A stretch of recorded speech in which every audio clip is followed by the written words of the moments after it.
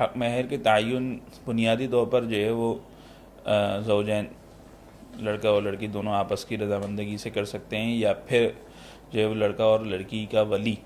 جو اس کا ولی باپ ہے یا دوسرا جو بھی اس کا ولی ہے وہ آپس میں کریں گے. لیکن بہرحال اس کے اندر بنیادی حق جو ہے وہ لڑکی کا ہوتا ہے کہ اگر وہ کہے کہ جی مجھے اتنا مہر چاہیے تو پھر گویا اس کی ذمہ داری بن جائے گی، یعنی بنیادی طور پر حق اس کا ہے.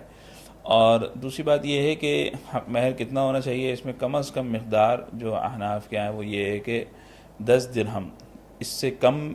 مہر کی مقدار نہیں ہو سکتی. اب آج کل کے اعتبار سے چاندی کے سوا سے اس کی رقم متفاوت ہو سکتی ہے، تو کم از کم اتنی مقدار جو وہ مہر کی ہونی چاہیے، زیادہ کی کوئی حد نہیں ہے، زیادہ جتنا دل چاہے دے سکتا ہے دے دے اپنی استطاعت کے بقدر.